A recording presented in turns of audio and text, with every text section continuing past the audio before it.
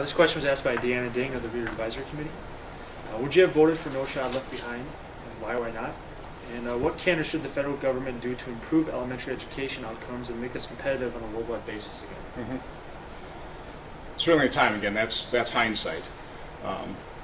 My initial reaction to No Child Left Behind was supportive, because I do believe we need to hold really any level of government, but our school systems accountable. And I'm not sure that was really being done in the past. The direction of education certainly wasn't positive. So when it was passed, I was generally supportive about the accountability aspect of that. But certainly I didn't understand all the implications, all the intended and unintended consequences of passing such a large piece of legislation.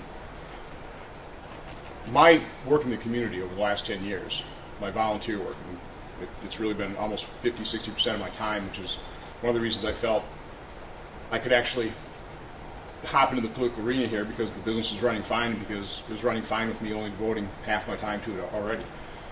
But most of my volunteer efforts really had to do with education. First with our private school system, the Catholic school system in Oshkosh, and then for the last 3 years on the Partners in Education Council of the Oshkosh Chamber. The last 2 years I've been the business co-chair of that council. And that's been very educational to me. The council represents probably about 50 people plus, and they're business people from around the community. They are school administrators, and they're also teachers.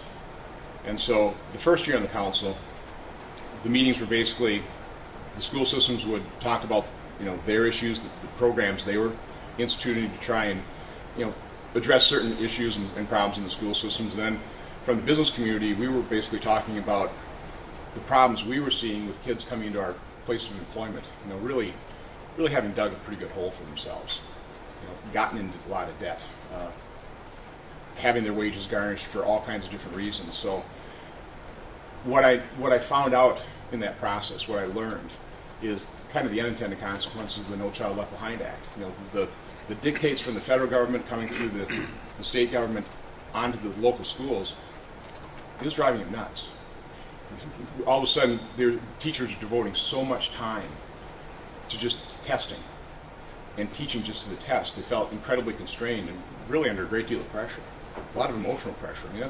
We heard that. The school system did a very good job of educating the business community in terms of the incredibly significant challenges they face, trying to educate our kids in today's environment. So I realize it's kind of a long answer to your question, but I do understand how difficult the issues are in our education system, particularly local level. From that experience, I gained a really strong appreciation for, I think teachers are excellent in the local communities. I think the administrators are excellent. I think they really have got the best interests for our kids in mind. And I think if freed up from all the dictates from Washington and state, if we can let good teachers just teach, I think we'd be in a better place. So I would like to see far greater local control. That doesn't say there's not a role for a state Department of Education or DPI or for the federal government. There is. Certainly from the federal government helping very distressed school districts. I think the federal government could be a really good central clearinghouse for excellent best practice teaching methods, and make that available to local communities. Certainly, so there is a role for the federal government. I'd like to see it far more limited. I really don't want to see the federal government be the tax collector for the states and for the local governments. So then the local communities, the local school systems, they have to beg for money back to teach.